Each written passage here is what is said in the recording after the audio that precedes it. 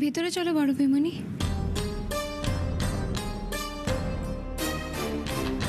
রঞ্জিনী, রঞ্জিনী, রঞ্জিনী, এসো এসো, ভেতরে এসো।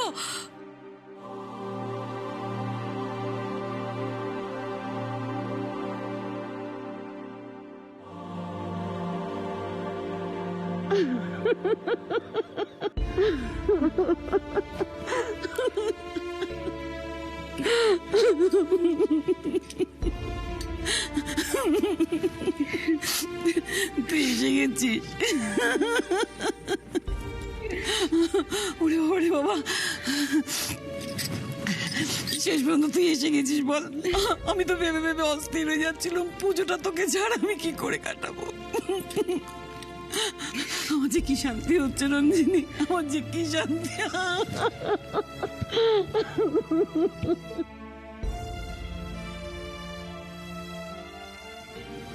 ফিরকি তাহলে নিজে গিয়ে ক্ষমা চেয়ে রঞ্জিনীকে ফিরিয়ে নিয়ে এলো।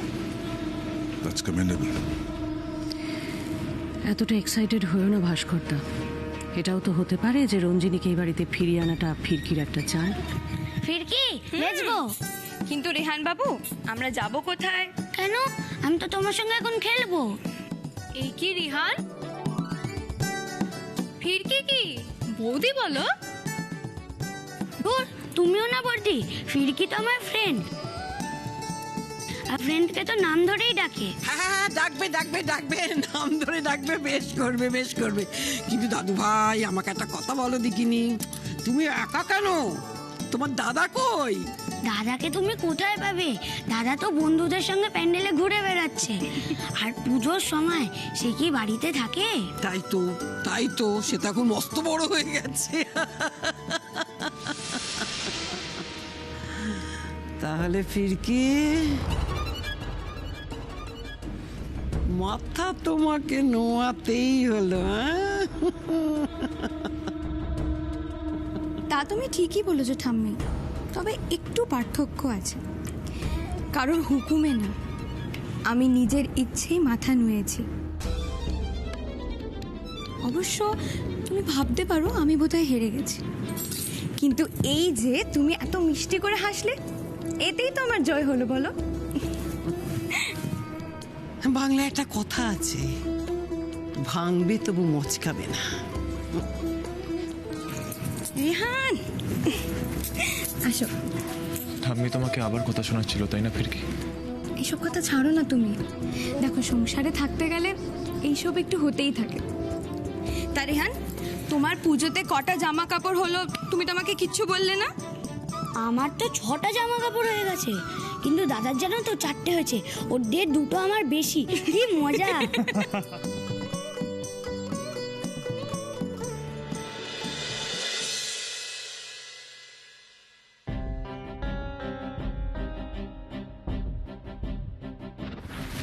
রঞ্জিনী দি, ভালো আছে তো?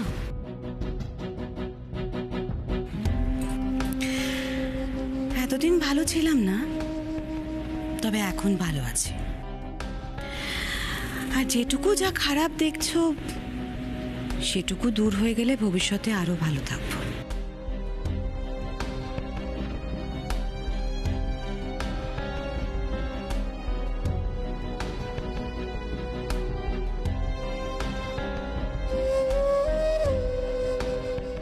হেসে নাও ফিরকি, প্রাণ খুলে হেসে নাও। তোমার এই হাসি এবার কান্নায় বদলে যাবে। খাল কেটে তুমি যে কত বড় কুমির ডেকে আনলে, তুমি নিজেও জানো না ফিরকি।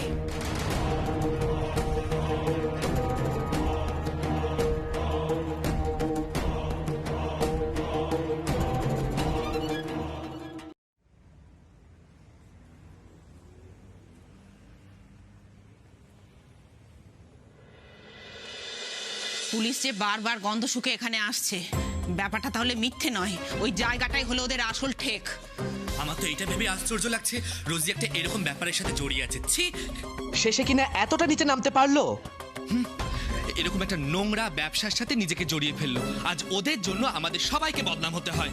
না রানী, আমরা কিন্তু নিশ্চিতভাবে এখনো জানি না যে রোজি এই ব্যবসাটার সাথে আছে, তো কারোর নাম নেওয়াটা ঠিক হবে না। কিন্তু রোজি যদি সত্যি ওই ব্যবসাটার সঙ্গে জড়িয়ে থাকে, বাড়ি ঘর তো দূরে থাক, আমি ওর মাথার ছাদটাই কেড়ে নেবো। দেখিস তোরা, ওর জায়গা হবে গারদে। আমার তো এই মুস্কানটার জন্য খারাপ লাগছে। বেচারে নিজের অজান্তে কেমন একটা খারাপ জিনিসের সঙ্গে জড়িয়ে পড়লো। এইভাবে চলতে দিলে হবে না লক্ষ্মী, কিছু একটা করতে হবে আমাদের। আমার মনে হয় মীনাক্ষীদিকে সমস্তটা জানানো উচিত। বিশেষ করে ওনার দেওয়া ওই তুলোর পুতুলটা রোজি যে নিজের কাজে অস্ত্র হিসেবে ব্যবহার করছে, সেটা তো ওনারও জানা উচিত। উনি না বড় মুখ করে রোজিকে এই বাড়িতে আবার তুলে এনেছেন।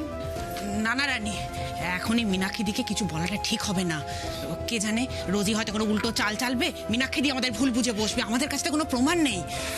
তার থেকে উচিত আমাদের এই দশমী পর্যন্ত অপেক্ষা করা। দশমী পর্যন্ত অপেক্ষা করে কোনো লাভ হবে? রানী, তুই বুঝতে পারছিস না, এখন যদি আমরা পুলিশকে খবর দিই, ওই চুনোপুটিরা ধরা পড়বে, রাঘব বলেরা পার পেয়ে যাবে।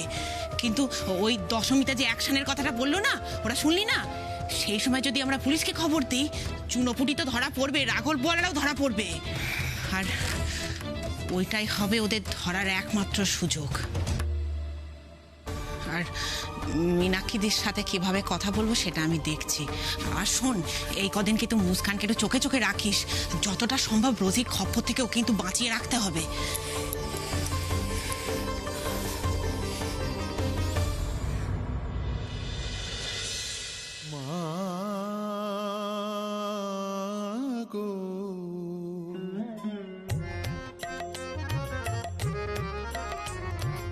ডুব দে রে মনে দুর্গা বলে, মন সায়রের গভীর জলে। ডুব দে রে মনে দুর্গা বলে, মন সায়রের গভীর জলে। মন সায়র কি শূন্য হবে অতল জলে ধন না পেলে? মন সায়র কি শূন্য হবে অতল জলে ধন না পেলে? অতল জলে হে ধন না পেলে দেখবি কত রত্ন মানিক, দেখবি কত রত্ন মানিক খেলছে রে তোর চোখের জলে। মন সায়র কি শূন্য হবে? চোখের জলে কৃষ্ণ কাঁদে বাপের বাড়ি ফিরবে বলে। সেই দুঃখেতে কাঁদলো উমা, সেই দুঃখেতে কাঁদলো উমা। তার পূজা কি রইল বাকি? জগধাত্রী রূপে উমা কৃষ্ণ গৃহে ফিরল নাকি? বসন্তে বসন্ত বলে বাসন্তী মা ডাকিনি তো। অকালে তোর বোধন করে দুর্গা দুর্গা পূজারত। মন সায়র কি শূন্য হবে? মন সায়র কি শূন্য হবে?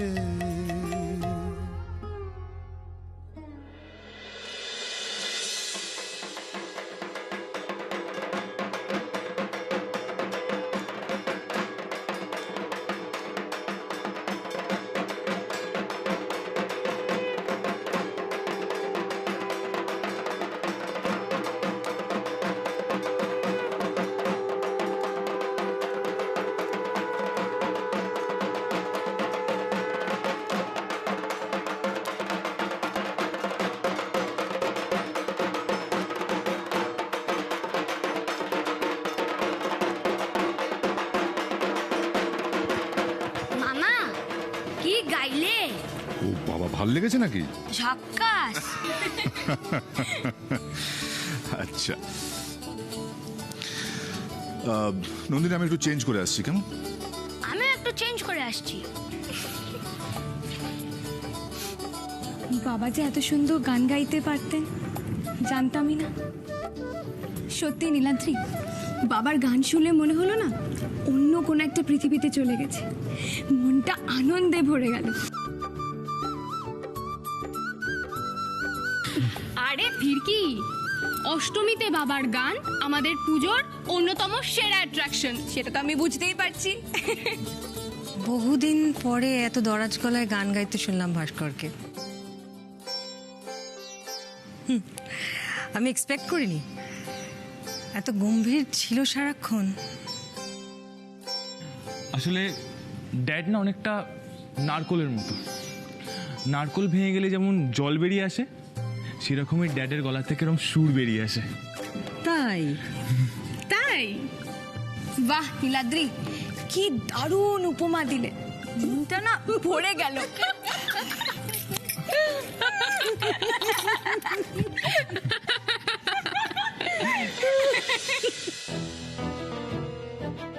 বাড়ি শুদ্ধ সকলকে একদম হাতের মুঠোয় করে নিয়েছে, দেখেছিস? দেখছি মা, সবই দেখছি।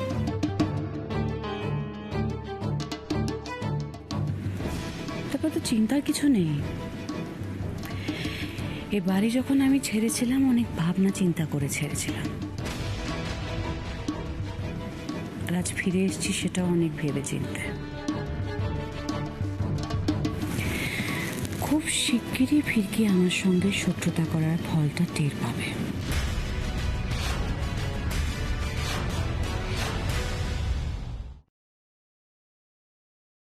এটা একটু মিলিয়ে নে। আসবো ম্যাডাম? ও হ্যাঁ, আসুন। সরি আপনাদের ডিস্টার্ব করলাম। না না, বলুন। আসলে একটা খুব গুরুত্বপূর্ণ ব্যাপারে আমাকে এখানে আসতে হলো। আর লক্ষ্মী দেবী যখন এখানে আসেন তখন আমার মনে হয় খবরটা ওনাকে জানানো দরকার। আপনি কি বাই এনি চান্স ওই মাদক পাচারের ব্যাপারে কথা বলবেন? হ্যাঁ, ঠিকই বলেছেন। দেখুন ম্যাডাম, আমাদের কাছে বেশ কিছুদিন ধরে এই বস্তির ব্যাপারে খবর রয়েছে। পাকাপোক্ত প্রমাণ এখনো আমরা কিছু পাইনি, কিন্তু গোপন সূত্র থেকে আমরা জানতে পেরেছি এখানকার কিছু হিজড়ে এই ব্যবসাটা চালাতে সাহায্য করছে। দেখুন, আপনার আগে আরেকজন অফিসার এসেছিলেন লক্ষ্মীদের অ্যারেস্ট করার জন্য। আমি এদের খুব ভালোভাবে চিনি। এরা গরিব হতে পারে, হয়তো একটু কর্কশ, কিন্তু এরকম কাজ এরা কখনো করবে না। আর ওরা যাতে বিপথে না যায় সেই ব্যবস্থা করতেই তো আমার এখানে আসা। না না ম্যাডাম, আপনি কিন্তু ভুল বুঝছেন। আমি লক্ষ্মী দেবীকে ব্যক্তিগতভাবে চিনি এবং ওনাকে শ্রদ্ধাও করি। আর শুধু তাই নয়, ওনার সাহায্যে আমরা এই র্যাকেটের একটা বড় সূত্র খুঁজে পেয়েছিলাম। কিন্তু সবাইকে তো আমরা ভরসা করতে পারি না, আর যা রটে তার কিছুটা তো ঘটে, তাই না? বেশ, আপনি যখন বললেন তখন আমি পার্সোনালি এই ব্যাপারটা দেখব, আর যদি সন্দেহজনক কিছু পাই নিশ্চয়ই আপনাকে জানাবো। ওকে, থ্যাংক ইউ ম্যাডাম। আসি তাহলে। নমস্কার। নমস্কার।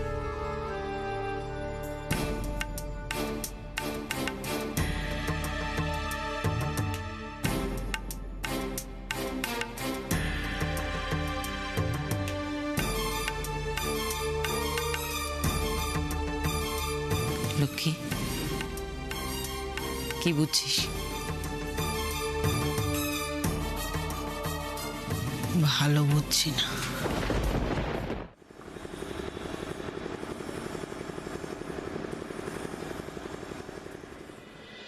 নীলাদ্রি, নীলাদ্রি, এই তো। চলো ড্যাড, চিৎকার করছো কেন? বলছি তুমি বাইরে গেছিলে ইন্টারভিউ দিতে। হ্যাঁ, এতে এত অবাক হবার কি আছে? তুমি কি পাগল হয়ে গেছো নীলাদ্রি? তুমি একজন মন্ত্রীর ছেলে, আর তুমি কিনা যাবে বাইরে চাকরি করতে? ড্যাড, আমি তোমাকে আগেই বলেছিলাম তোমার পার্টিতে কাজ করার থেকে একটা কোম্পানিতে কাজ করা অনেক বেশি সম্মানের, আর আমি সেটাই করব dad. What are you saying Niladri? মানে তুমি কি বলছো আমার কিচ্ছু মাথায় ঢুকছে না। প্রত্যেকবার এক একটা ঘটনা ঘটিয়ে তুমি তোমার ড্যাডের সম্মানটা বাইরের লোকের সামনে যে হেট করে দিচ্ছ সেটা বোধহয় বুঝতেই পারছো না। না, তুমি কেন বোঝার চেষ্টা করছো না যে তোমাদের দুজনের সম্পর্কের মধ্যে যদি চির ধরে না, তাহলে সব থেকে বেশি খুশি কিন্তু বিরোধী পক্ষ হবে। তোমার কি মনে হয় রোমা, এই সমস্ত উদ্ঘুটে বুদ্ধি আমার দাদু ভাইয়ের মাথা থেকে বেরোচ্ছে? একদম না, যত বুদ্ধি দিচ্ছে ওই ফিরকি। ঠাম্মি, আমি বাচ্চা ছেলে নই যে ফিরকি আমাকে যা বোঝাবে আমি সেটাই করব। এটা আমার একান্ত ব্যক্তিগত সিদ্ধান্ত। আমিও দাদা ভাইয়ের এই সিদ্ধান্তকে সম্মান করি বাবা। দেখো নীলাদ্রি, তুমি আমার একমাত্র সম্বল, অবলম্বন। তুমি যদি এখন আমার হাতটা ছেড়ে দাও তাহলে আমার এই এত বড় কর্মকাণ্ডের উত্তরাধিকারী কে হবে? আমি অবশ্যই তোমার উত্তরাধিকারী হব ড্যাড। ব্যক্তি ভাস্কর সিনহা রয় লেগাসি বহন করতে আমার কোনো লজ্জা নেই, জানো তো ড্যাড। কিন্তু পলিটিক্যাল নেতা এবং তার কাজকর্মের উত্তরাধিকারী হওয়ার আমার বিন্দু মাত্র ইচ্ছে নেই। বাহ, বেশ। তার মানে তুমি আমার সাথে ডিরেক্ট কনফ্রন্টেশনে যেতে চাইছো। তোমাকে এতবার করে বোঝানোর পরেও তুমি বুঝতে পারছো না বা চাইছো না। বেশ, দেখি আমার রেকমেন্ডেশন ছাড়া তুমি চাকরি কি করে পাও।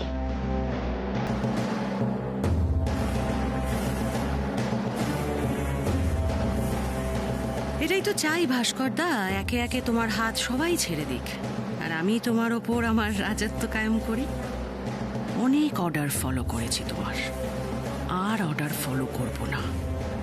এবার শুধু আমার অর্ডার দেওয়ার পালা।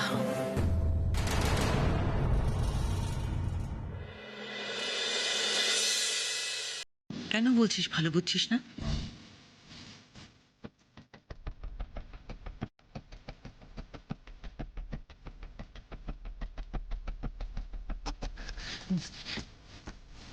আপনাকে আমার কিছু কথা বলার আছে দিদি। হ্যাঁ তো বল, নিশ্চিন্তে বল। দিদি দিদি দিদি রীতা, মুন্নি আর আমি মিলে না 10টা তুলোর পুতুল বানিয়ে ফেলেছি আজ। খুব ভালো করেছো। বলছি, তোমাকে যে টেলিফোন নাম্বারটা দিয়েছিলাম ওখানে ফোন করো, ওরা এসে পুতুলগুলো নিয়ে যাবে। আচ্ছা, আর আমি বলছিলাম যে আমার একজন খদ্দের আছে, তাকেও খানিক পাঠিয়ে দিই, তাহলে বেশ ভালো টাকা পাওয়া যাবে। কিন্তু বেশ, তো পাঠাও না, কিন্তু একটা হিসেব রেখো। আচ্ছা, আর বলছিলাম আর না, আমি লক্ষ্মীর সঙ্গে কথা বলছি, পরে এসো। ও, আসছি দিদি, তাহলে আসলাম। যাও।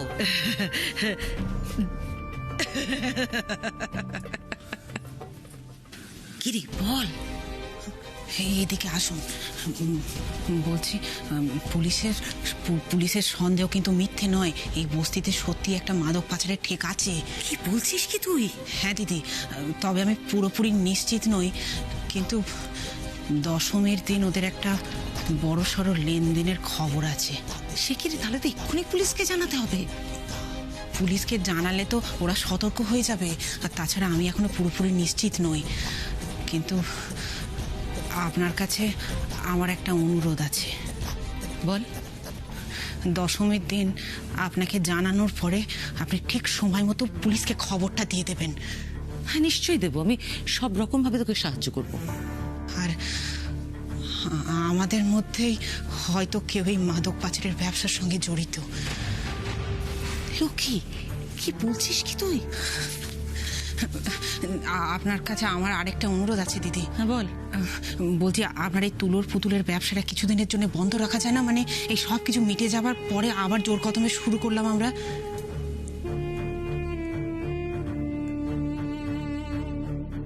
হঠাৎ তুলোর পুতুলের ব্যবসা বন্ধ করতে বলছে কেন লক্ষ্মী? তবে ও যখন বলছে নিশ্চয়ই ভেবেই বলছে। বেশ, তাই হবে।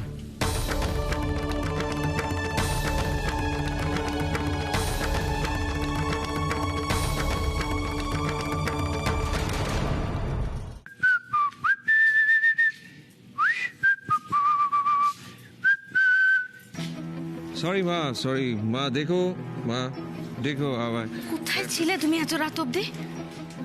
এই এই এত কপছি না তো, পড়ে কেন দিই শাক খড়া বউ বউ হাফ হাফ করে মাছির মতো ভেড়ে যায়। সর সর সর।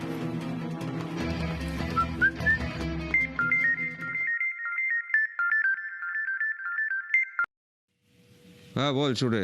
এই ভিকির একটা ব্যবস্থা করতেই হবে গুরু। মালটা হেভি বাওয়াল শুরু করেছে। আজ কি করেছে জানো? কেন, কি হয়েছে আবার? দক্ষিণ পাড়ার দুটো ছেলেকে মেরে সব মাল কেড়ে নিয়েছে। কত টাকার মাল ছিল? অনেক গুরু, প্রায় 1,03,000 টাকা। ওর সময় ঘুমিয়ে এসেছে। এই আমাদের ছেলেরা সব রেডি আছে তো? দশমীর দিন অ্যাকশন হবে। হ্যাঁ গুরু, সব সেট করা আছে। তুমি একবার হুকুম দিলেই অ্যাকশন স্টার্ট। ভেবেছিলাম মালটাকে ধমক ধমক দিয়ে ছেড়ে দেবো, কিন্তু এখন দেখছি ধমক ধমকের কাজ হবে না, ওর গল্পটা শেষ করে দিতে হবে, নাহলে আমার ব্যবসায় বিষ পোড়া হয়ে দেখা দেবে। মাঝে হয়তো একটা দিন চল ওকে ফুর্তি করতে দে, ওকে ছেড়ে দে, আনন্দ করুক। যা। ওকে গুরু।